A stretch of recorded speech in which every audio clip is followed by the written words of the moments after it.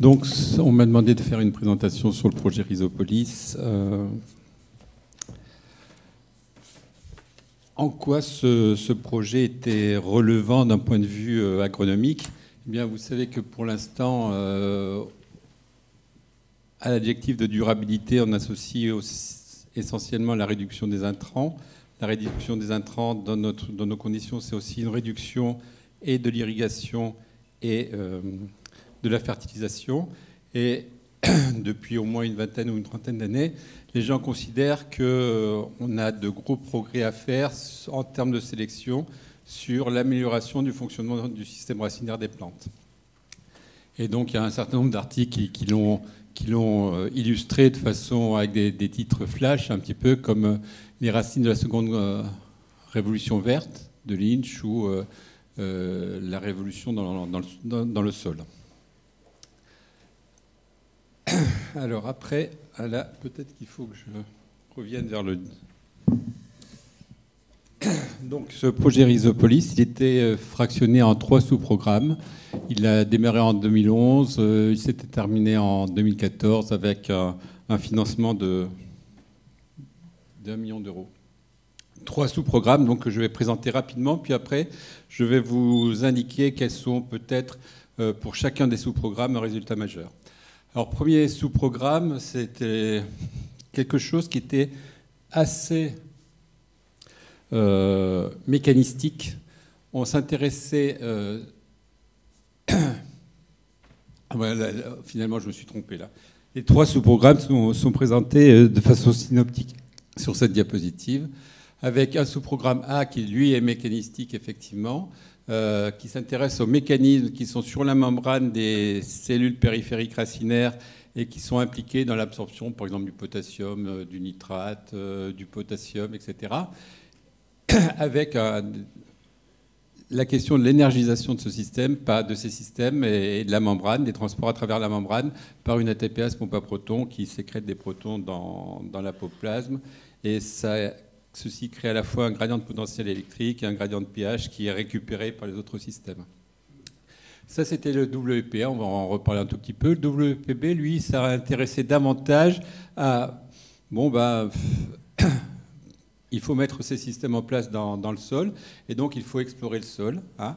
Et le WPB s'intéressait au développement racinaire et à la colonisation par le système racinaire du sol. Et puis... après, il y avait un Work Package C qui s'intéressait, lui, à ce qui se passe effectivement dans le sol avec des procédures à la fois de modélisation et des essais d'imagerie.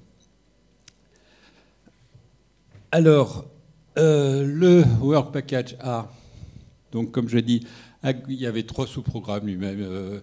Le premier, c'était le prélèvement des ions et les interactions entre les différents processus de prélèvement. Le deuxième sous-programme, dont je reparlerai un tout petit peu, c'est justement l'énergisation de ce système-là par des pompes à protons. Et en particulier, il y avait eu une bourse de post-doctorat qui avait été mise sur ce sujet pour développer des sondes fluorescentes qui étaient adressées juste à la membrane et qui sondait le pH à la surface de la membrane dans l'apoplasme pour avoir les conditions de pH local telles que le ressentent les systèmes qui sont impliqués dans l'absorption ionique. Et puis, troisième volet dans A, il y avait des aspects de modélisation, puisque finalement, à cause de l'apoplasme, le parcours des protons qui doivent s'évacuer vers l'extérieur est plus ou moins modifié par la tortuosité du trajet, la succession des couches cellulaires. Eh bien, il y avait des histoires de modélisation pour pouvoir estimer le pH à différents endroits de l'épiderme et du cortex racinaire. Ça, c'était pour le WPA. Alors, vous avez dessous les postdocs qui avaient été payés pour ça. De façon générale, c'était des postdocs qui étaient... plutôt affecté à des mises au point méthodologiques qui pouvaient intéresser l'ensemble des partenaires. Ce n'était pas pile poil sur le programme d'un chercheur ou d'une équipe donnée, mais ça dépassait cela. Le sous-programme B, donc c'était la racine, son développement depuis la formation des primordia jusqu'à la dynamique de la croissance, la mise en place des embranchements des racines secondaires, et puis essayer de s'intéresser à des systèmes racinaires assez compliqués. Là aussi, il y avait eu 2 postdocs qui avaient été financés. Alors aussi un postdoc financé sur une plateforme d'imagerie à Gap, qui avait pour but, c'était vraiment un ingénieur en microscopie, qui avait pour but d'essayer d'adapter des dispositifs optiques pour pouvoir visualiser ces racines au démarrage. Et puis il y avait eu aussi un postdoc pour développer un logiciel pour pouvoir analyser un système racinaire complexe et en tirer des paramètres. Le sous-programme C, eh bien, il avait aussi bénéficié, lui, de trois postdocs, dont un qui avait pour objectif de développer un système qui était assez pionnier, qui est un système... ce sont des dispositifs fluorescents qu'on appelle des optodes, et qui permettaient de sonder des conditions locales dans le sol en termes de concentration. Alors, je crois qu'ils avaient développé des sondes à nitrate et à ammonium pour avoir des concentrations de ces microéléments au voisinage de la racine. Et puis deux postdocs qui étaient davantage impliqués dans tout ce qui est la modélisation des flux ioniques et des flux ioniques couplés au flux d'eau dans le sol. Alors, des résultats de ça, par exemple, je vous l'avais dit, hein, le fonctionnement des systèmes de transport sur la membrane dépend de l'énergisation de la membrane par un gradient de pH, un gradient électrique. Et là, donc, avec ce système de sondes fluorescentes qui avait été mis au point au cours de ce projet Rhizopolis, les gens ont pu sonder le pH à différents endroits de la racine d'Arabidopsis et voir qu'il y avait comme ça une hétérogénéité en termes de pH qui joue un rôle dans l'énergisation des transports. Là, c'est une réalisation du sous-programme B où finalement, il y a eu un gros travail de fait pour mettre au point des procédures pour pouvoir analyser plus ou moins automatiquement et ressortir un certain nombre de paramètres décrivant les systèmes racinaires assez complexes. Et là, dans le sous-programme C aussi, il y avait eu un travail de fait par des modélisateurs pour essayer de coupler des modèles qui avaient été élaborés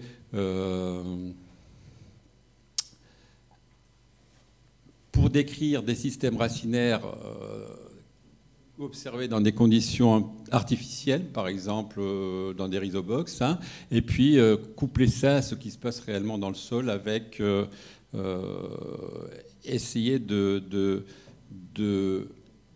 mettre sur l'architecture racinaire des paramètres qui décrivent l'activité de prélèvement de la racine, et tout ceci dans le sol.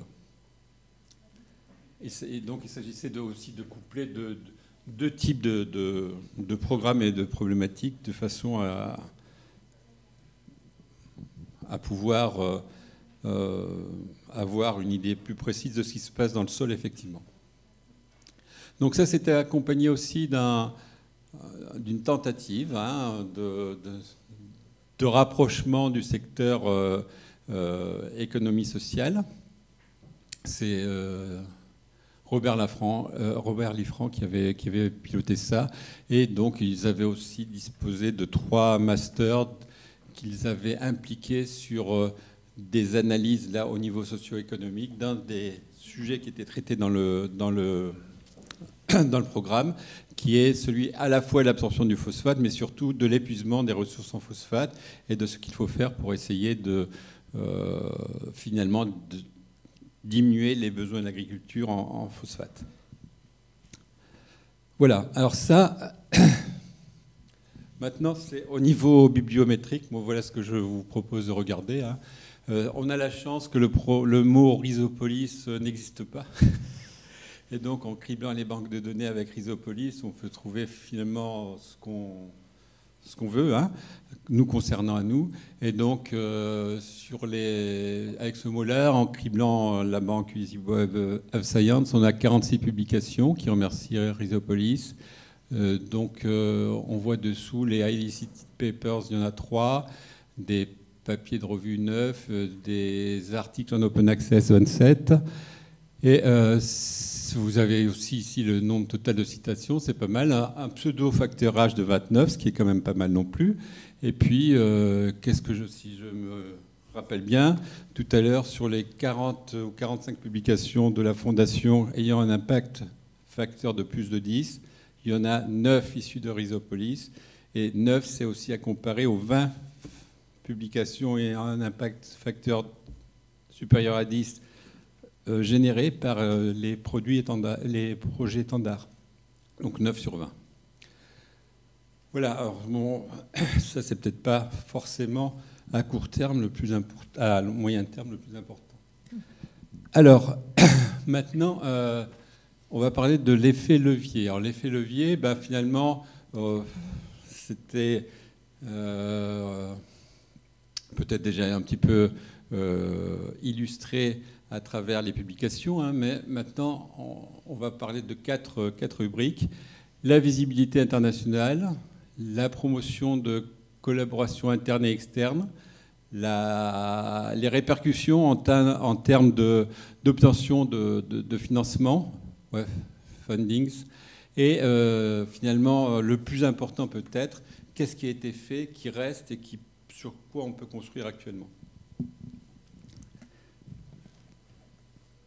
Alors, ça c'est une liste de chercheurs étrangers qui ont signé, co-signé ou obtenu des financements au cours de Rhizopolis en collaboration avec les acteurs de Rhizopolis Montpellier. Ça, par exemple, c'est une école qui était organisée à Gap, hein, un GRISP workshop pour les racines du futur. Ça a été organisé par Emmanuel Guidardoni. Et ça, c'est une école que l'on a appelée Mistral, comme Montpellier International School of Iron and Water Transporting Plant, qui a été créée donc, pour la première session en juillet 2012. Ça faisait partie de l'engagement que l'on avait pris à Rhizopolis et qui a réuni cette année-là 18 étudiants et postdocs de 9 pays différents. Et depuis, cette école se tient systématiquement tous les 2 ans, organisée par BPMP, sauf en 2020 à cause du Covid. Mais elle devrait se tenir en 2022. Bon, alors, après, donc maintenant, on va passer à la rubrique promotion des collaborations et structuration de la communauté montpelliéraine. Alors, une idée que l'on m'a rappelée là pendant que je comprenais le café, c'est que finalement, ce projet Rhizopolis, il a quand même comme originalité d'injecter l'essentiel des postdocs, non pas sur des sujets appartenant à des équipes, mais sur des choses qu'on concevait comme à l'intérieur de la communauté montpelliéraine, comme des goulots d'étranglement, des choses qu'on ne savait pas faire et qui, une fois résolues, pouvaient peut-être servir un petit peu à tout le monde. Hein. Alors, dans ce cadre-là, finalement, je crois, et en tous les cas, moi, quand j'ai été chargé de faire cette présentation, j'ai contacté quelques collègues, en particulier mes collègues d'Avignon, hein, PSH et Emma, alors je ne sais pas comment ça s'appelle maintenant, m'ont dit que finalement, pour eux, Rhizopolis a été la possibilité de mieux collaborer avec les équipes et de collaborer de façon maintenant prolongée avec les équipes de Montpellier, et même avec le CEF, hein, et que finalement, pour eux, c'était ce qu'ils avaient en tête. Et puis, il y a aussi des collaborations qui se sont renforcées entre les UMR de Montpellier. Et là, bon, finalement, je peux le dire, tout le monde pourrait le dire, ça à propos de n'importe quel projet. Je vais essayer d'illustrer sur la diapositive suivante. Hein. Et c'est illustré par le fait qu'il y a eu des applications communes qui sont sorties et des co-signatures aussi d'articles. Alors c'est ce que je vous montre sur ces diapositives. Là, en haut, en rouge, ce sont les gros projets européens qui sont sortis directement. Alors, certains m'ont dit, tu devrais aussi dire ceci, ça c'est un petit-petit-fils de Rhizopolis, ça c'est un petit-oncle de Rhizopolis, etc. J'ai été quand même assez stringent dans l'acceptation des propositions. Hein. Alors, en haut, on a quatre projets européens. Le premier Euroute qui a été piloté par Emmanuel Guidardoni. Alors, c'est des projets européens à la dizaine de millions d'euros, hein, avec un grand nombre de partenaires européens qui s'appelaient... vous voyez qu'il y a le mot racine hein, qui apparaît dans la première ligne. Après, un projet qui s'est appelé SOLAS, qui était piloté par Philippe Issinger à Ecoessol. Alors là aussi, je crois que c'était un projet à 12 millions ou 15 millions d'euros. Avec les mots d'absorption d'eau et de nutriments. ERACAPS aussi, un autre projet. Puis en cours d'évaluation, il y a deux projets actuellement. Un projet qui est porté par Laurent Laplace, à Diade, qui réunit à nouveau pratiquement les UMR qui étaient impliqués dans Rhizopolis initialement, enfin celle du secteur que vous appelez 1. Avec dedans, donc j'ai dû le noter quelque part, voilà, Diade, AGAP, BPMP, Coessol, PSH, EMA. Hein. Et puis un autre projet qui est, lui, porté par l'INRA de Dijon, qui a fait appel ou qui a intégré aussi largement ces UMR-là. Tout ça sur des projets racines nutrition minérale. Après, il y a finalement les deux ERC qui ont été obtenus à Montpellier, à BPMP, avec l'ERC de Benjamin Perret sur les cluster roots et leur développement les racines protéoïdes et leur développement chez le lupin. Et puis l'ERC de Christophe Morel, qui a trouvé comme ça aussi... qui a bénéficié aussi du travail qui a été fait sur la modélisation et sur la façon dont on peut voir l'hydraulique de la racine au cours de Rhizopolis. Après, oui. Ah, zut, je vais parler mieux dans le micro alors. Après, j'ai mis quelques ANR dessous, et puis après, il y a eu des projets différents, comme à Greenskill. Et puis, j'ai mentionné aussi le projet Calclim, auquel vous avez fait allusion tout à l'heure, qui est un projet qui, à nouveau, réunit BPMP, Perpignan, qui n'était pas dans Rhizopolis. Si, je crois que Perpignan était dans Rhizopolis, mais j'en suis pas sûr. Mais avec AGAP, le LEPS et Ecoessol. Voilà. Donc, je crois qu'effectivement... Ce projet Rhizopolis a quand même structuré et a établi des connivences ou des complémentarités, ou a fait apparaître des complémentarités qui ont pu s'exprimer à travers des candidatures qui ont été acceptées. Alors, maintenant, on va passer au dernier point, c'est-à-dire finalement, qu'est-ce qui reste au niveau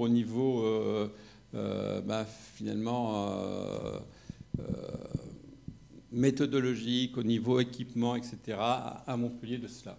Alors moi, ça c'est un choix personnel, mais je pense que finalement beaucoup de gens l'auraient fait. J'ai choisi de vous parler des plateformes de phénotypage. Hein.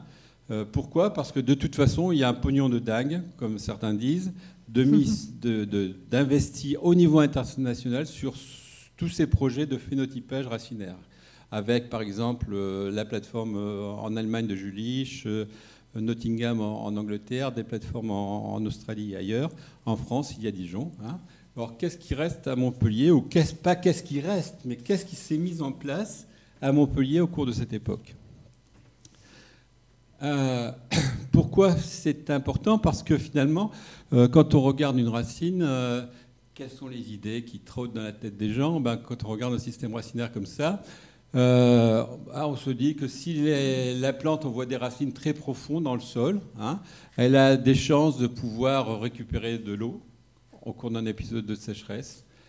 Alors que si elle envoie des racines plutôt en superficie, hein, eh bien, elle a plus de chances de récupérer, par exemple, des ions, puisque finalement, on sait que, par exemple, si on revient au phosphate, hein, le phosphore est présent essentiellement dans les premiers centimètres du sol à cause de la décomposition des végétaux, etc. Donc finalement, il y a une idée. Finalement, les gens aimeraient bien pouvoir disposer de plantes qui auraient une topologie racinaire qui conviendrait à un type de sol, à un type de culture, etc. Alors finalement, qu'est-ce qui ferait que la plante colonise plutôt la profondeur du sol ou la surface du sol? Par exemple, sur le schéma de droite, là, le petit dessin de droite, les gens imaginent que l'angle que font les racines secondaires, les racines émergentes, par rapport à l'axe principal, pourrait jouer un rôle dans cela. Donc on analyse les systèmes racinaires et finalement, mais c'est plus compliqué que ça, c'est pour ça qu'il y a des logiciels qui le font. Les gens veulent avoir tout sur un système racinaire, c'est-à-dire le volume de sol exploré, la profondeur maximale, les poils absorbants quand on les observe, le nombre de racines de chaque catégorie, etc., la moyenne de longueur de chaque type racinaire. Voilà ce que les gens veulent. Alors ça nécessite à la fois la mise en place d'un système d'acquisition d'images et puis le développement de logiciels dédiés pour analyser ces images et faire sortir les paramètres dont j'ai parlé tout à l'heure. Ce que je dirais moi, c'est que finalement, il n'y a pas un système universel qui convient à tout. Hein. Finalement, en fonction de la question qu'on se pose par rapport aux racines, par rapport aux plantes que l'on étudie, on peut aboutir à des solutions différentes.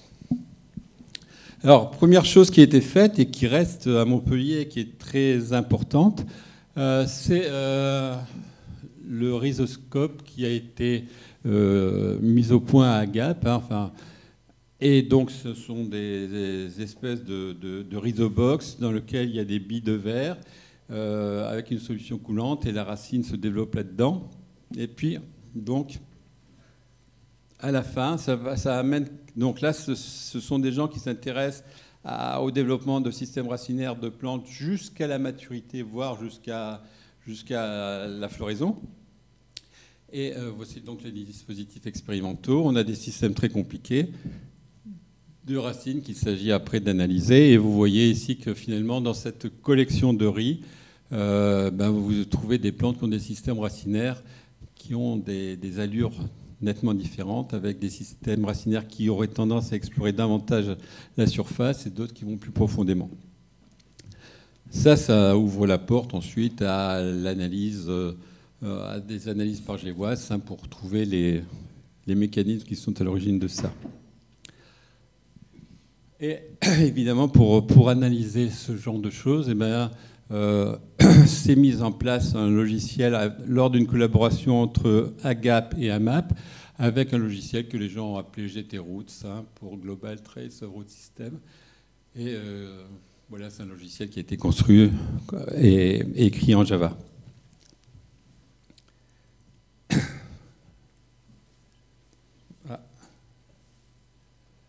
Ouais, j'ai pas prévu cette animation.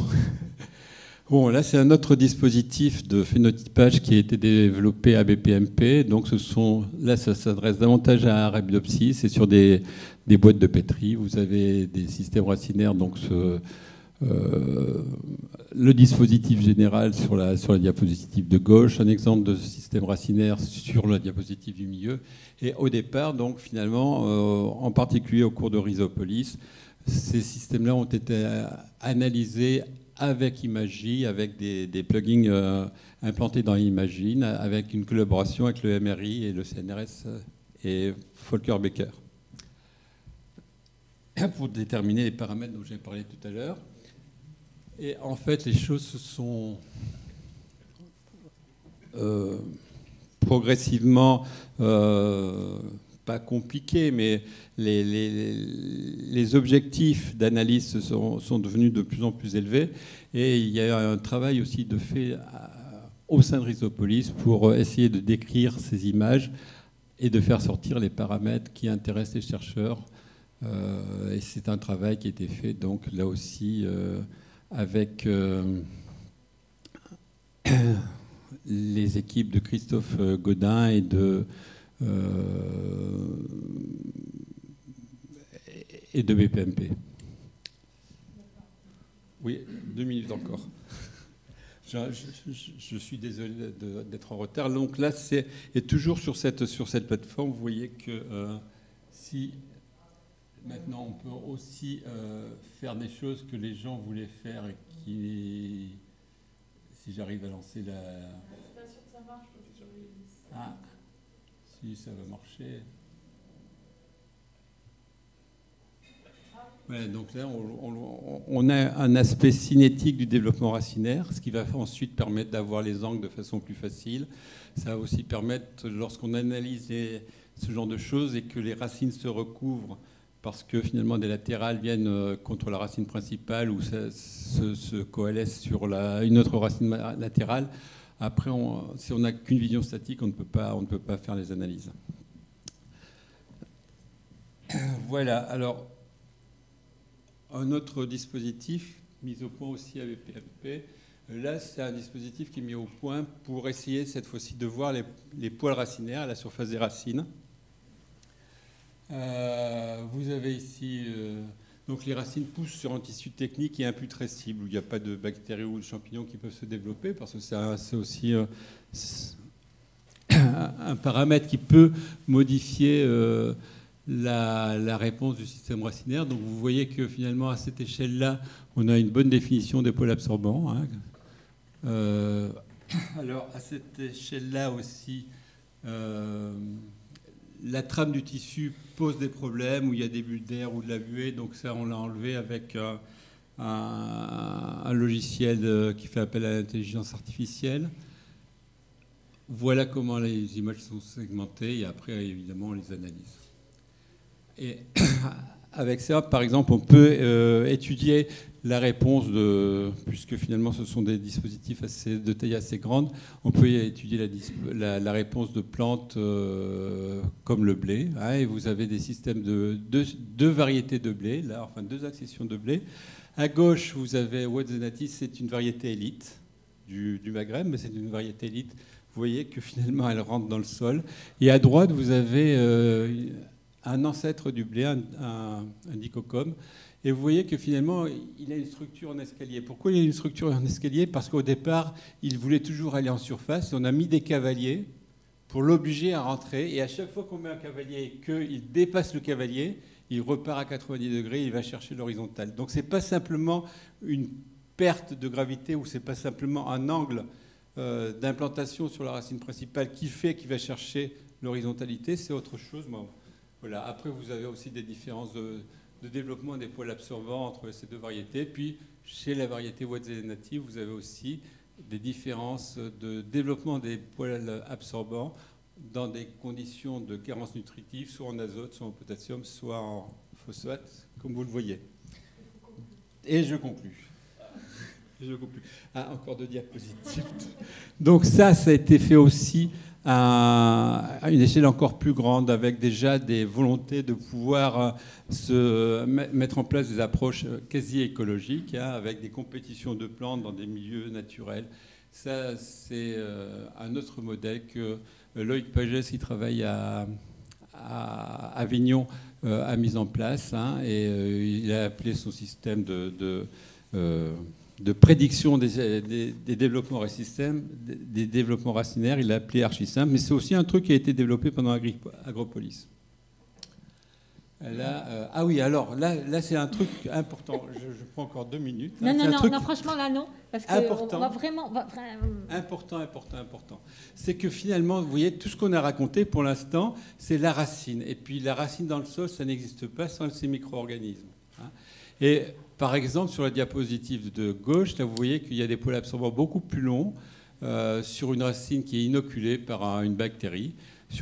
En bas, vous voyez qu'il y a aussi des champignons mycorhiziens. Et ce que vous voyez surtout sur la diapo de droite, c'est que pour une même bactérie, avec 2 souches différentes, et un même champignon, selon la façon dont on mélange, chez la tomate, on va pouvoir faire augmenter la masse de racines d'un facteur 1 à 5. Ça veut dire que c'est énorme et que finalement, si on ignore la présence des micro-organismes dans le sol, dans des processus de phénotypage, on risque de passer à côté de choses importantes. Et comprendre ça, ça peut aussi ouvrir des perspectives en termes de biotechnologie, d'enrobage des semences, de biofertilisation des sols, etc. Et pour l'instant, c'est assez peu connu. Voilà, je pense que ça pourrait être aussi à un moyen terme ou à long terme une retombée du projet Agropolis. Et c'est ma dernière diapositive. Camille, excuse-moi, et que tout le monde m'excuse.